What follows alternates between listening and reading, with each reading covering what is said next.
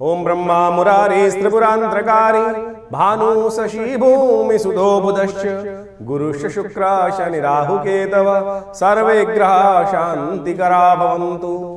नमस्कार, स्वागत है आपका आचार्य वाणी में। मैं आचार्य डॉक्टर विक्रमादित्य आपके साथ हूँ। आज का विषय हमारा है कि राहु ग्रह जो हैं वो परिवर्तन की तरफ जाएंगे तो आपके लिए क्या करेंगे। राहु का महापरिवर्तन होने का योग बनने वाला है। 2025 में राहु का महापरिवर्तन होगा। महापरिवर्तन इसलिए बोल रहे हैं क्योंकि चंद्रमा जगह होते हैं हर 2.5 दिन बाद बदल जाते हैं। सूर्य 1 महीने बदलते हैं। बुध जो है वो 20 से 25 दिन में बदल जाते हैं। शुक्र जो है वो भी इतने 20 से 25 दिन में परिवर्तन का योग बना लेते हैं। मंगल 3-4 1.5 महीने में बदल जाते हैं या 2 महीने बदल जाते हैं। लेकिन जो राहु हैं वो 1.5 साल में परिवर्तन का योग बनाते हैं और वो परिवर्तन बड़ा विशेष तौर पर होता है। अब राहु का परिवर्तन 2025 में होने के योग बनने वाले हैं। जो आपकी राशि के दृष्टिकोण से देखें तो बाकी सब ग्रह सीधी चाल चलते हैं, सीधी चाल समझ में आती है। लेकिन कोई चाल अगर टेढ़ी चल रहा है, उल्टी चल रहा है तो क्या होगा, उसकी चाल तो उल्टी रहेगी। तो राहु एक बड़े विचित्र तौर के ग्रह माने जाते हैं। भ्रमात्मक ग्रह, दुस्साहस कराने वाले ग्रह। साहसी बहुत है लेकिन दुस्साहस करने के लिए भी अद्भुत है। उसके लिए आपको समझना चाहिए। हम आज बड़े वृहद रूप से, बड़े रूप से आपको राहु का संपूर्ण प्रभाव बताने वाले हैं, समझाने वाले हैं और आपकी राशि के दृष्टिकोण से क्या कुछ प्रभाव होने वाला है अभी और जब परिवर्तन करने के बाद क्या प्रभाव होगा वो भी समझाने वाले हैं। उसको सही से समझ लीजिए। राहु जो है इस वक्त आपकी राशि के दृष्टिकोण से 5वें भाव में चल रहे हैं और 5वें भाव में जो राशि पड़ी है वो है विशेष तौर पर बृहस्पति की राशि। और बृहस्पति और राहु की युति कभी ठीक नहीं होती। वो हमेशा अनकन्वीनियंट ही है। वो योग ऐसा देता है कभी ठीक नहीं माना जाता। आमतौर पे ग्रह दोष के अनुसार से गुरु चांडाल योग का दोष बन जाता है। और यानी उस घर में कारण क्या है, बृहस्पति सात्विक बुद्धि के आदमी है, सात्विक ग्रह के स्वामी है, सात्विकता रखते हैं मनोमस्तिष्क में। और राहु जो है वो दैत्य प्रवृत्ति के है। अब दैत्य प्रवृत्ति की क्या होती है, दैत्य प्रवृत्ति को हर चीज नेगेटिव समझ में आती है, तामसिकता समझ में आती है, कुचाले समझ में आती हैं। और देवता को क्या होती है, सीधी सीधी काम पसंद आते हैं। आहार ही देख लो, सीधा साधा आहार देवता ग्रहण करते हैं। और जो नेगेटिव प्रवृत्ति के लोग होते हैं उनको रोज चखना भी चाहिए, बाकी चीज़ें भी चाहिए, सब कुछ चाहिए। वो अलग अलग चीज़ें रहने की आती है, अय्याशी और बहुत सब जो नेगेटिव प्रभाव है वो सब। अब बुद्धि वाले भाव में राहु महाराज इन दिनों चल रहे हैं आपके लिए। भ्रम की स्थिति उत्पन्न करते दिखाई दे रहे, क्योंकि राहु स्वयं भ्रम है। बुद्धि में भ्रम उत्पन्न कर सकते हो। आपने देखा होगा पिछले 18 महीनों में जो स्थिति हुई, अक्टूबर करीब 2023 में यहां पर आए और तब से लेकर यहां चल रहे हैं। और अब स्थिति क्या है, उसके बाद भ्रमात्मक स्थिति उत्पन्न करते दिखाई दे रहे हैं। बुद्धि में भ्रम, नेगेटिव प्रभाव उत्पन्न करते दिखाई दे रहे हैं। विद्या के क्षेत्र में आपको सही चीजों की जगह जाए कुछ गलत चीजें भी साथ में। देखिए, अब कुमति सुमति सबके उड़ रही आपके मन में। अब व्यक्ति पे डिपेंड करता है कि उसका समय कैसे चल रहा है, वो कुमति का रास्ता पकड़ता है या सुमति का मार्ग पकड़ता है। अब राहु बुद्धि में चल रहे हो तो क्या होता है कि सुमति साथ साथ आते आते कुमति खट से पकड़ी जाती है। इस बात का ध्यान रखना पड़ेगा। अभी है राहु यहाँ पर, उसको सुमति की तरफ ले जाने का आपको प्रयास करना चाहिए। पारिवारिक कारणों से कई परेशानी कर सकते हैं राहु महाराज इस वक्त चल रहे हैं। और जब बदलेंगे तो क्या होगा, वो सुख की तरफ जाएंगे, सुख वाले भाव में जाएंगे। अब राहु का एक प्रभाव बड़ा विचित्र है। राहु चीजों को बड़े हठ रूप से चलता है। चतुर्थ भाव किसका स्वामी है, चतुर्थ भाव जो भाव है वो है सुख का, गाड़ी का, वाहन का, मकान का। और छोटी मोटी चीजें पसंद नहीं आने वाली राहु को। राहु को बड़ी चीजें पसंद आती हैं। अभी हम कथा सुनाने वाले हैं, उस कथा का सार समझना। राहु ने दुस्साहस किया, भगवान की उस लीला को पहचान लिया। यानी समझ, राहु की समझ से ज्यादा समझ किसी की नहीं है। समस्त देवता दैत्य बैठे थे दूसरी तरफ, लेकिन वो समझ नहीं पा रहे थे कि भगवान क्या मोहिनी अवतार धर के क्या चाल चल रहे हैं। लेकिन राहु ने वो चाल पहचान ली, भगवान की अरे परात्पर ब्रह्म की चाल पहचान ली। तो रानी राहु जो है इतना बुद्धिमान ग्रह है कि वो आपको बहुत बुद्धि में चाल को समझने की स्थिति दे सकता है। लेकिन फिर भी यदि आप अपने कर्म को सुधार नहीं पाओगे ना तो कष्ट में फंस जाओगे। इस चीज को आपको समझने की आवश्यकता है। राहु क्या करने वाला है, आपको बड़ी बड़ी महत्वाकांक्षा देने वाला है। जब यहां चला जाएगा, छोटा मकान है, सब कुछ है, लेकिन हमको तो बड़ा चाहिए। छोटी गाड़ी है वो पसंद नहीं है, बड़ी बड़ी गाड़ी चाहिए, बड़ा सुख चाहिए। और उस सुख की आकांक्षा में क्या कर सकता है, राहु परेशानी में डाल सकता है आपको। लेकिन राहु की दृष्टि भी जो है ना वो आपको मिस्मरिज्म की तरफ ले जाती दिखाई दी, अध्यात्म की तरफ बड़ा दिखाई दे रही। यानी रहस्य को जानने की प्रवृत्ति आपके मनोमस्तिष्क में इन 18 महीनों में राहु उत्पन्न करता दिखाई देगा। मृत्यु सबसे बड़ा रहस्य माना जाता है। बंधन वाली रहस्य जो है उनको समझाने की तरफ ले जा सकता है। नुकसान जरूर कम कराएगा, ऐसा दिखाई दे रहा है। लेकिन कहीं ना कहीं सम्मान पर दाग लगाने के योग भी राहु पहुंचा सकता है आपको। लेकिन राहु के नेगेटिव प्रभाव में जब फंस गया, दुस्साहस जरूर, ये साहस को बड़ा अद्भुत कर सकता है, करने वाले का योग बना रहा है राहु। क्योंकि राहु चतुर्थ भाव में जब जाएगा तो खास तौर पे अपने सुख को प्रपादित करने के लिए आप बहुत जी तोड़ मेहनत की तरफ प्राप्त करें। इससे पहले समझें कि राहु का प्रभाव है क्यों ऐसा, वो पुराणी समझा सकते हैं आपको। लोग समझते नहीं है कथाओं को, यदि समझे में हम आपको एक कथा समझाते हैं, वो कथा क्या है, राहु की उत्पत्ति, उस कथा की प्रवृत्ति को समझकर आपको समझ में आएगा कि राहु का कैरेक्टर क्या है, क्योंकि तभी आप उसके निदान की तरफ जाएंगे। कालगणना के अनुसार से हमारे पुराणों इत्यादियों में बहुत सारी कथाएं इंगित की गई हैं। राहु, जैसा हमने आपको बताया, एक बड़ा हठी ग्रह है। आपको इसकी पुरानी कथा तो समझ में आती होगी, बहुत सारे लोगों को शायद ज्ञान नहीं है, उसके संबंध में समझ लीजिए कि राहु का प्रभाव हठी क्यों है। कहा जाता है संसार के अंदर विशेष तौर पर समय समय पर विभिन्न घटनाएं घटी।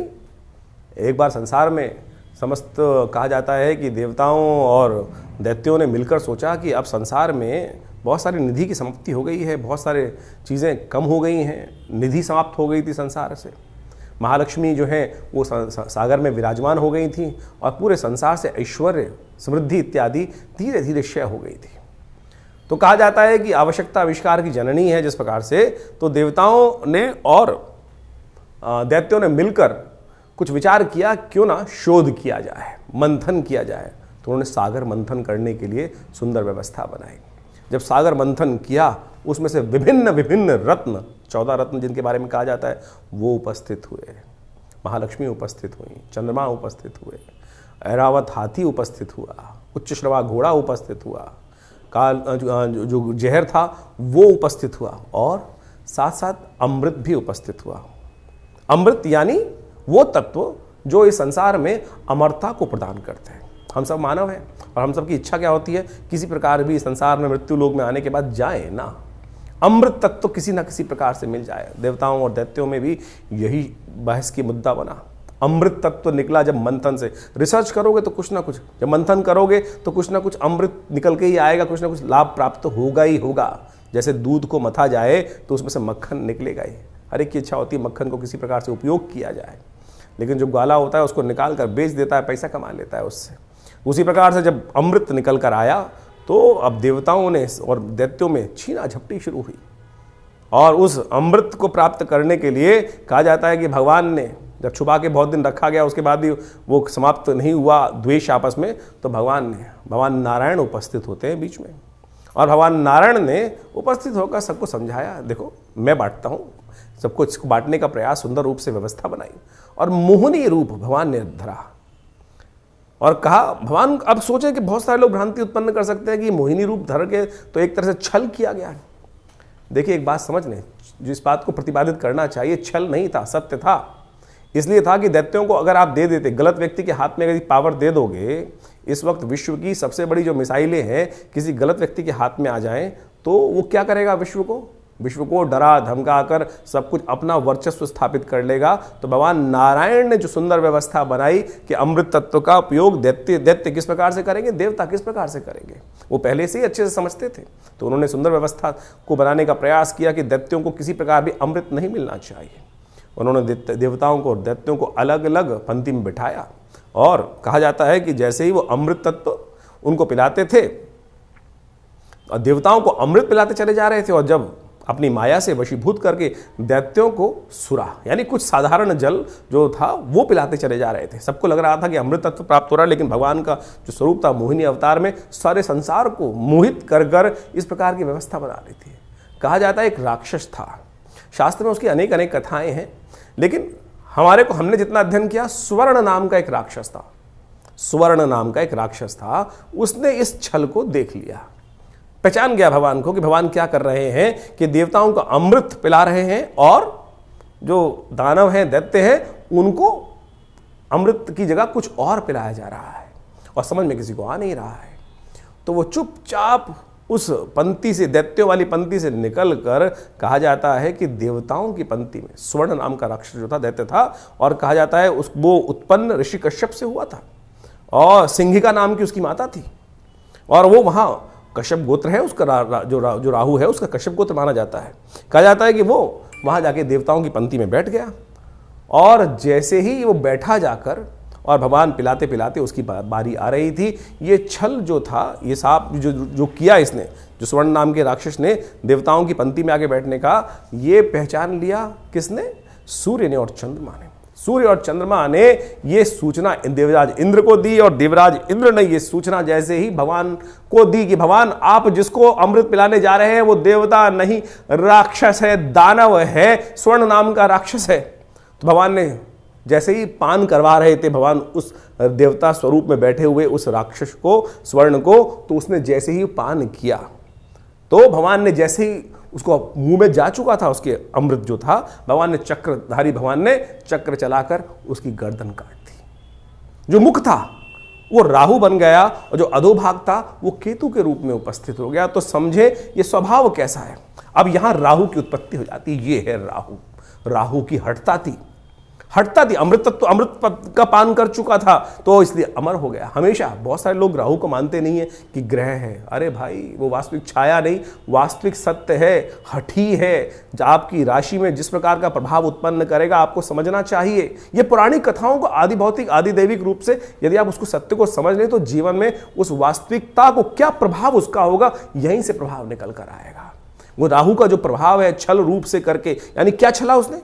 अपने उस मंतव्य को पूर्ण करने के लिए उस राक्षस योनि से हटकर देवताओं की पंक्ति में जाकर बैठ गया और भगवान तक को, सोचें कितनी बड़ी सुंदर ये कथा क्या समझा रही है कि भगवान तक को, यहां भगवान ने नहीं छला, यहां भगवान तक को छलने के लिए राहु उपस्थित हो गया। तो राहु इस प्रकार का ग्रह है कि जो आपको, किसी भी धर्मात्मा व्यक्ति को छल सकता है अपनी हठता को पूर्ण करने के लिए। तो इस भाव को समझें कि राहु क्या प्रभाव आपके जीवन में उत्पन्न कर रहा है। ये हमने जो राहु का ग्रह का प्रभाव आपको बताया ना कि आपकी राशि के अनुसार से आपकी जन्म पत्री में किस भाव में कहां बैठकर किस प्रकार का प्रभाव उत्पन्न करेगा, क्या कराएगा आपके लिए। तो सत्य रूप में इस कथा को हमने इसलिए उपस्थित किया है कि वो आप समझ सकें। राहु का प्रभाव नेगेटिव भी होता है, पॉजिटिव भी होता है।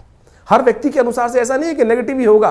तो आपकी राशि के अनुसार से जो प्रभाव हमने समझाया है उसके लिए आपको सही रूप से कुछ उपायों की आवश्यकता है। तो वृश्चिक राशि वालों, अभी आपने ये राहु की जो पौराणिक कथा है उसको समझने का प्रयास किया, हमने समझाने का प्रयास किया। और राहु महाराज का जो महापरिवर्तन है आपकी राशि के दृष्टिकोण से 1.5 साल के लिए जो परिवर्तन, 18 महीने के लिए जो परिवर्तन है वो आपके चतुर्थ भाव में जो होगा किस प्रकार का सुख देगा। सुख की आकांक्षा प्राप्त करने के लिए, बड़ी चीजों को प्राप्त करने के लिए बहुत बड़ी महत्वाकांक्षा, साहस, वो अद्भुत उद्देश्य करने का रास्ता आपके लिए बनाता दिखाई देगा राहु का महाराज का प्रभाव यदि समझें। और खास तौर पर आपके अपने घर के बनने का माहौल बन सकता है। ये यदि आपकी प्रवृत्ति मन में आ गई तो दुस्साहस के रूप करें, कैसे भी करें, ये न के प्रकार ये 18 साल बाद राहु का महापरिवर्तन आया है और ये उस सुख को देने के लिए रास्ता बना सकता है। उसके लिए आपको करने होंगे कुछ खास उपाय है। यहां उपाय बहुत जरूरी है। राहु के नेगेटिव प्रभाव से हटाकर सुख के पॉजिटिव उपाय को करने के लिए कुछ खास उपाय यदि आप कर लें तो बहुत सुंदर रूप से आपके लाभ मिल सकते हैं। सबसे पहले तो माता की सेवा, सबसे पहले माता की सेवा, मां दुर्गा की उपासना, मां अपनी स्वयं की मां की जितनी सेवा कर सकते हो वो करने का प्रयास करना। जितने आपके संबंध माता के साथ खराब हुए, जितना मां का आशीर्वाद से आप दूर हुए कि आप उतने दुर्भाग्यशाली बन जाओगे। सेवा भाव अपने मन में, सरलता से सेवा भाव आता है, हठता से सेवा भाव नहीं आता। अब आपके मन में सेवा है और आप चाहते हो अपने अनुसार से चलने का प्रयास करें, बड़ों को अपने अनुसार चलाने का प्रयास करें, वो सेवा नहीं हुई। सेवा से, सरलता से सेवा होने का योग बनाना चाहिए। ये सबसे बड़ा राहु का उपाय आपके लिए हम बता रहे हैं। नित्यपति राहु के मंत्र का जप, ओम भ्रांग ह्रीं भ्रौं सह राहवे नमः। मां दुर्गा की सुंदर उपासना करने का प्रयास करें।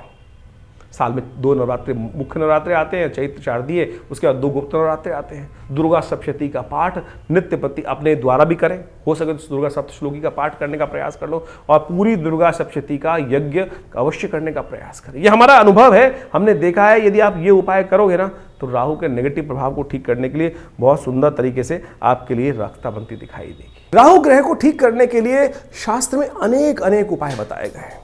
राहु भ्रमकारक ग्रह है, राहु वास्तव में मिथ्यात्मक ग्रह है, राहु बड़ा महत्वाकांक्षी है और इन सब का प्रभाव राहु पर जब पड़ता है तो उसके लिए ठीक करने के लिए देखिए, सकल पदार्थ हैं जगमाही कर्महीन पुरुष पावत नाही। ये तुलसी बाबा ने बहुत सोच समझ के एक बात लाइन लिखी है। और उन सब उपायों को किस प्रकार से ठीक रूप से किया जाए। अब आपकी राशि के अनुसार से आपने राहु का पूरा प्रभाव समझा, कुछ विशेष उपाय भी किए, लेकिन कुछ जनरल उपाय भी हैं शास्त्र के अनुसार से। कुछ जनरल उपाय इतने बढ़िया रूप से हैं कि यदि राहु ग्रह के दुष्प्रभाव को ठीक करने के लिए, अब क्या है कि जैसे दवाइयां होती है वो एक ही दवाई तो है नहीं, कि एक ही दवाई को खाएंगे ठीक कर लेंगे। अब हर भ्रांति के व्यक्ति को ठीक करने के लिए 5 उंगलियां बराबर नहीं है, अरबों लोग हैं और अरबों लोगों के हिसाब से अनेक अनेक उपाय। किसकी भ्रांति, किसी की दीक्षा, किसी का मंत्र में इच्छा ना हो तो राहु का उपाय कैसे करेगा, किसी की किसी और चीज में इच्छा ना हो तो वो कैसे राहु का उपाय ठीक करेगा। तो हम अनेक उपाय आपके समक्ष उपस्थित कर रहे हैं। देखिए वैसे तो सबसे श्रेष्ठ जो है वो जो उपाय है राहु के, वो तो मंत्र, दान और साथ में औषधि विज्ञान के अनुसार से जो उपाय बनते हैं वही बनाने चाहिए। 3 तरह के उपाय शास्त्र में सुंदर रूप से प्रमाणित जो बताए गए हैं, 3 कैटेगरी के उपाय, वो है सबसे पहला मंत्र, फिर दान और उसके बाद औषधि। प्रकृति से जो औषधि उत्पन्न होती हैं वो सब राहु के नेगेटिव प्रभाव को ठीक करने के लिए बहुत अद्भुत कार्य करती हैं। उन सबको सही समय पर सही रूप से कर लिया जाए तो बहुत अच्छे से लाभ मिलता है। सबसे पहले तो यह समझने का प्रयास करना चाहिए कि राहु हमारी कुंडली में नेगेटिव प्रभाव कर रहा है या हमारी कुंडली में पॉजिटिव प्रभाव कर रहा है। एक बात सीधी तरह से हम आपको सिद्धांतिक तौर पर समझा देते हैं। राहु का संबंध बिल्लियों के साथ होता है। देखिए यदि आपकी कुंडली में राहु नेगेटिव चल रहा है तो देखिएगा आपके घर के आसपास या तो बिल्लियां रो रही होंगी, बिल्लियां लड़ रही होंगी, रात्रि में बिल्ली के रोने की आवाज़ आती है, बिल्ली के लड़ने की आवाज़ आती है, तो समझ लेना चाहिए आपका राहु का प्रभाव कहीं ना कहीं नेगेटिव चल रहा है। कहीं ना कहीं राहु का प्रभाव आपकी कुंडली में नेगेटिव है। और यदि आप अध्यात्म से विमुख हो रहे हैं, राहु का प्रभाव एक सबसे बड़ा है, राहु ग्रहण कारक ग्रह है। राहु सूर्य को भी ग्रसित कर लेता है, जैसे हमने आपको समझाया। नैसर्गिक दृष्टिकोण से सबसे ताकतवर ग्रह माना जाता है राहु ग्रह। कोई उसके आगे चलता नहीं है किसी का बस। यानी सबसे ज्यादा प्रभाव क्या होता है, सूर्य का ग्रह का प्रभाव होता है। सूर्य किसी हर ग्रह को अस्त कर सकते हैं, लेकिन राहु जिसको छायात्मक ग्रह रूप में माना जाता है, कई लोग तो मानते भी नहीं है। बहुत सारे लोग ये भ्रांति उत्पन्न करते हैं राहु ग्रह थोड़ी है, छाया है वो तो। अरे भैया राहु का प्रभाव नैसर्गिक दृष्टिकोण से यदि आप पढ़ोगे, ज्योतिष की गणनाएं सीखोगे, तो सबसे ज्यादा नैसर्गिक दृष्टिकोण से बलशाली ग्रह जो है वो राहु ही माना जाता है। और कहा जाता है, जिस प्रकार समझें कि राहु सूर्य को भी ग्रसित कर लेता है। अभी हमने आपके समक्ष जो कथा उपस्थित करी, सूर्य राहु जो राहु है वो सूर्य और चंद्र, क्योंकि उनकी आपस में परम शत्रुता है। राहु के 3 शत्रु माने जाते हैं वैसे तो। जी हां, राहु के 3 शत्रु माने जाते हैं, सूर्य, चंद्र और केतु भी, क्योंकि बिल्कुल उल्टा प्रभाव है। राहु के बिल्कुल स्वभाव से उल्टा प्रभाव है केतु की। हम कभी गणना करेंगे, बताएंगे आपको। लेकिन इस वक्त समझे कि जब राहु जो है सूर्य को ग्रसित कर लेता है, ग्रहण लगा देता है। जो सूर्य सबको अस्त करता है उसको अस्त कर देता है, फिर चंद्र ग्रहण लगा देता है, तो सबसे ज्यादा बलशाली ग्रह माना जाता है। तो इसका प्रभाव बिल्कुल अवश्य होता है हर व्यक्ति के ऊपर। तो इसके प्रभाव को ऐसा हल्का नहीं समझना चाहिए। तो इस प्रकार से बहुत सारे उपाय शास्त्र में वर्णित हैं, उनको हम आपके समक्ष रखने का प्रयास करते हैं। उनमें से अनेक उपाय शास्त्र के अनुसार से कर सकते हैं। अब ये बात समझे कि जो किस प्रकार से कब किया जाए उपाय। देखिए हर ग्रह का समय है, हर ग्रह की एक दिन माना जाता है। जैसे सूर्य का सूर्यवार संडे है, सूर्य रविवार उसको बोला जाता है, चंद्रमा का सोमवार है, मंगल का मंगलवार है। इसी प्रकार से अब राहु और केतु का कोई ग्रह तो है नहीं, कोई समय तो है, कोई दिन तो है नहीं। लेकिन राहु का जो समय है वो है प्रदोष काल, सायंकाल जो प्रदोष काल है। सूर्य अस्त जब हो जाते हैं, अंधेरा नहीं होता है, जो वो करीब करीब 2 घड़ी का आसपास का समय, 45 मिनट के आसपास का समय, वो राहु का वास्तविक समय माना जाता है, जिसको पक्की शाम बोला जाता है। तो ऐसा समय जो है वही प्रदोष काल है। इसलिए संबंध किससे निकला, शिव के साथ संबंध निकला। प्रदोष काल जो है सबसे श्रेष्ठ माना जाता है शिव के लिए, समस्त दोषों से रहित काल माना जाता है। और ऐसे में शिव के की आराधना, समस्त प्रकार के दोष जो है ना, ग्रहों के प्रभाव जो है वो त्रिपुरारी हर सकते हैं। तुलसी बाबा ने कहा है ना कि जो त्रिपुरारी हैं वही हमारे जो जीवन को शुभ कर सकते हैं, समस्त दोषों को हर सकते हैं। त्रिपुरारी भगवान शंकर जो हैं वही समस्त दोषों को हर सकते हैं। तो भगवान शंकर की समस्त प्रकार की आराधनाएं जो हैं वो राहु के नेगेटिव प्रभाव को दूर करती हैं। तो शाम के समय भगवान शिव का सुंदर रूप से अभिषेक करना, दूध से करना, जल से करना, घी से करना, शहद से करना, ओम नमः शिवाय का जप करना, बिल्वपत्र अर्पित करना, रुद्राभिषेक करना। उपयुक्त ब्राह्मणों के द्वारा जब राहु का नेगेटिव प्रभाव चल रहा हो तो क्या कर लें, सबसे पहले रुद्राभिषेक कर लें भगवान का। ये बड़े सुंदर रूप से कार्य कर सकता है। और साथ साथ क्या करें, ओम ओम भ्रांग भ्रींग भ्रौंग, जैसा हमने आपको बताया अभी कुछ देर पहले, ओम भ्रांग भ्रींग भ्रौंग से राहवे नमः, ये राहु का बहुत अच्छा मंत्र है, इसका जप कर लिया कीजिए। एक और राहु का उपाय प्रभाव बताए, राहु का मंत्र जप जो करें रुद्राक्ष की माला से कर सकते हैं, वो कोई दिक्कत नहीं है, लेकिन बड़े शुद्ध रूप से करें। बड़ा सीधा साधा मंत्र है, ओम भ्रांग भ्रींग भ्रौंग से राहवे नमः। एक काम और कर सकते हैं, जो पूजा वाले नारियल होते हैं ना, जब राहु का नेगेटिव प्रभाव किसी प्रकार भी ठीक ना हो रहा हो तो एक काले कपड़े में शनिवार के दिन रात्रि के समय शाम को जब सोए तो अपने सिराने 4 पूजा वाले नारियल काले कपड़े में लपेट के रख लें और सुबह किसी चलते पानी में उसको प्रवाहित कर दिया करें। यह राहु का बहुत अच्छा नेगेटिव प्रभाव को दूर करने के लिए अद्भुत उपाय है। और साथ साथ एक उपाय और हम बताने का प्रयास करें। मां दुर्गा की सुंदर आराधना भी राहु के नेगेटिव प्रभाव को ठीक करती है। एक बात और समझ लें, किसी प्रकार का तामसिक आहार, किसी प्रकार का गलत भावों में जाना, यह राहु के नेगेटिव प्रभाव को और बढ़ा देगा। राहु किसका प्रतीक है? अभी हमने आपको कथा समझाई, राहु जिद का प्रतीक है। अभी आपके मनोभाव में यदि जिद आ रही है तो यानी वो समझ लीजिए राहु नेगेटिव प्रभाव उत्पन्न कर रहा है। इतना हठी कि जाकर भगवान के उस छल को पहचानने के बाद उस भी अपनी हटता पे अड़ा रहा। देखिए सामने किससे लड़ने जा रहा था, एक साधारण राक्षस भगवान नारायण से लड़ने के लिए उपस्थित हो गया और उनके विमुख जाकर यानी अपनी हटता, अपने मंतव्य को पूर्ण करने के लिए इतना हटी राहु ग्रह है कि जाकर वहां बैठ जाता है। उसको पता था मेरा क्षय होना निश्चित है, लेकिन फिर भी दाव खेल जाता है। तो ऐसा हटी राहु ग्रह है, उसको ठीक करने के लिए गोमेद रत्न बड़ा अच्छा है। 8 रत्ती का गोमेद आप धारण कर सकते हैं, लेकिन शुद्ध रूप से मिल जाए। तो आज की तारीख में तो रत्नों का ऐसा हिसाब किताब हो गया है कि वो लैब में बनाकर लोग बेच देते हैं, फिर वो कल्चर्ड है तो क्या उत्पन्न करेंगे। इसके साथ साथ आप राहु का जो प्रभाव है वो भी उसको ठीक करने के लिए कार्य कर सकते हैं। आप एक काम कर सकते हैं, कोयला लेकर यदि शाम के समय चलते पानी में उसको प्रवाहित कर दीजिए। कभी कभी ये उपाय कर लिया कीजिए। मूली का दान करना भी राहु के लिए बड़ा अच्छा उपाय माना जाता है। एक उपाय और बताया आपको हम, बड़ा सुंदर उपाय है। देखिए राहु जो प्रभाव है ना, वो भ्रम का प्रभाव है। भ्रम छाया कारक ग्रह है। राहु के उपाय को, राहु के नेगेटिव प्रभाव को ठीक करने के लिए काम कर सकते हैं आप नित्य प्रति। देखिए हमने जैसे कहा कि औषधि जो विज्ञान है वो बड़ा सुंदर है। अपने घर में गूगल की धूम्र उपस्थित किया करें।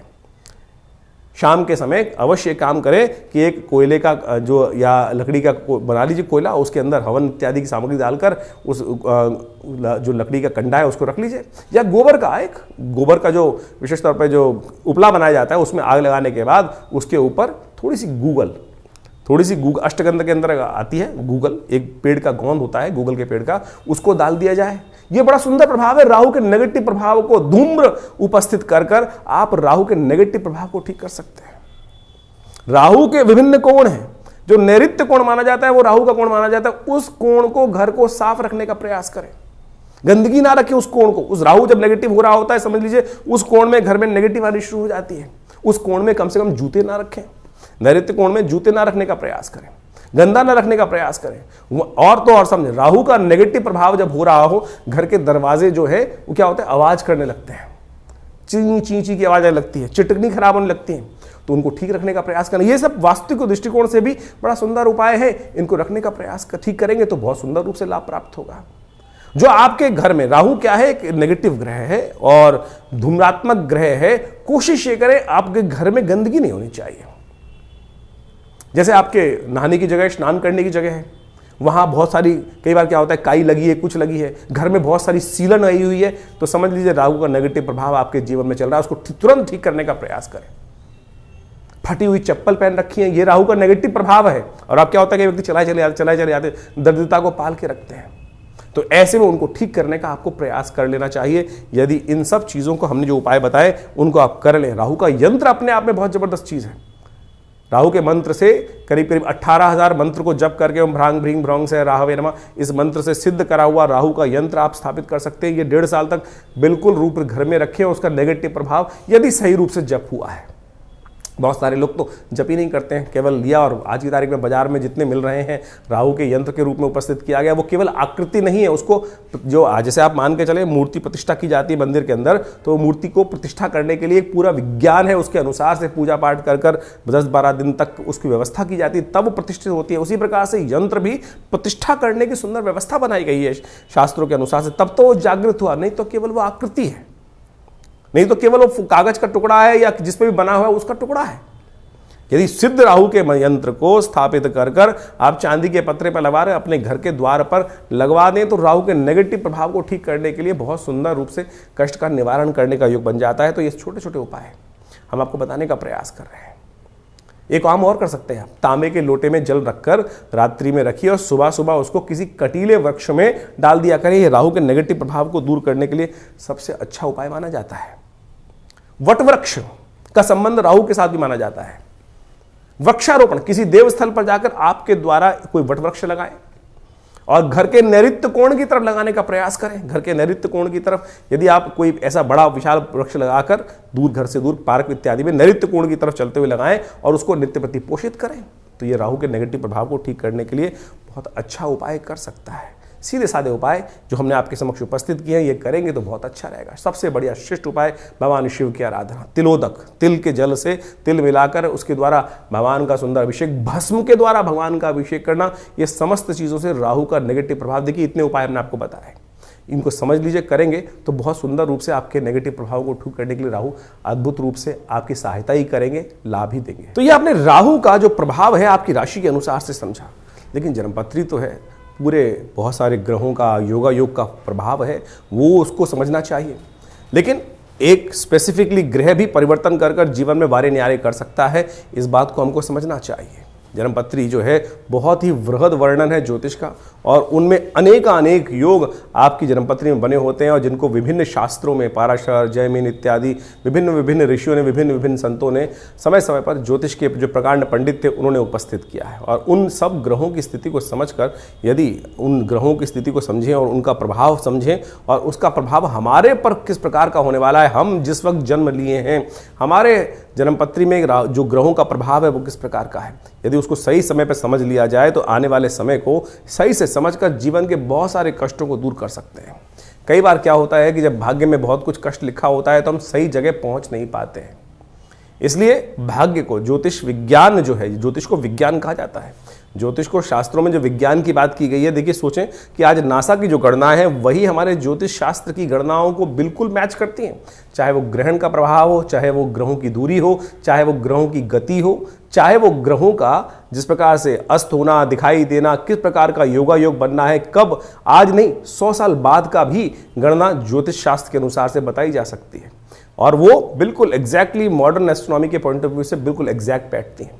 तो आप इस बात को सत्य रूप में समझ लें कि ज्योतिष के प्रकांड पंडित जिन्होंने इस संपूर्ण ज्योतिष विज्ञान की संरचना अनादिकाल से करी, अनादिकाल से, कोई इसको गणना की जाए कि 100 साल, 500 साल पहले, 1000 साल पहले या 2000 साल पहले, नहीं, अनादिकाल से भारत के अंदर वेद विज्ञान के अनुसार से जो सृष्टि संवत लिखा गया वो करोड़ों में है, और उसके अनुसार समझ सकते हैं कि हमारी काल गणना बिल्कुल एग्जैक्ट कहाँ से रही। हम विकसित थे, विकसितता की तरफ चलते चले जा रहे हैं, और ज्योतिष की महत्ता इसी बात से प्रपूरित हो जाती है कि ज्योतिष की जो गणनाएं हैं वो बिल्कुल आज मॉडर्न साइंस के अनुसार से एग्जैक्ट बैठती हैं।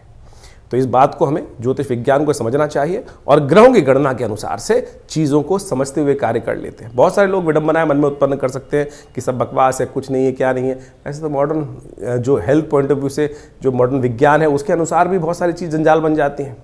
और लेकिन जब भाग्य होता है तो सही दिशा, सही डॉक्टर पे व्यक्ति पहुंच जाता है, और उसके द्वारा बताए गए निदान को प्राप्त कर आरोग्यता प्राप्त कर लेता है। वही ज्योतिष विज्ञान है कि सही समय पर हमें सही समय की चाल समझ में आ जाए, और उसका प्रभाव हमारे जीवन पे किस प्रकार का प्रभाव होने वाला है वो समझ में आ जाए, तो हम जीवन के वारे कष्टों को दूर कर सकते हैं, वारे न्यारे कर सकते हैं। तो इसलिए अपनी जन्मपत्री को समय समय पर दिखाते रहना चाहिए। ये जो हम लगातार संवाद आपके समक्ष अपने चैनल के माध्यम से उपस्थित करते रहते हैं, बताते रहते हैं ग्रह गणनाओं के बारे में। अब देखिए यहाँ पर तो राशि के अनुसार ही बताना पड़ेगा, यहाँ तो ग्रहों की चाल के अनुसार ही बताना पड़ेगा। क्यों? क्योंकि अरबों लोग हैं संसार के अंदर, हर एक का भाग्य अलग है। बिल्कुल जो आपके मन में प्रश्न उठ रहा है कि हम जो ज्योतिष की राशि के अनुसार से बात करते हैं तो 12 राशियों में पूरे संसार को नहीं बांट सकते, बिल्कुल सही बात है कि उसको, लेकिन आउटर पेरिफेरियल तो सेट कर सकते हैं। क्या योगा योग है, उस योग के अनुसार से समझ तो आ सकती हैं चीजें, लेकिन आपकी जन्मपत्री में किस प्रकार का योग कैसा बनने वाला है, कब बनने वाला है, उसको क्या निदान किया जाए, उसके लिए आवश्यकता है कि जो पर्सनल जो कंसल्टेशंस होती हैं, जन्मपत्री में विचार विमर्श किया जाए, वो समय समय पर परिवर्तन होता रहता है।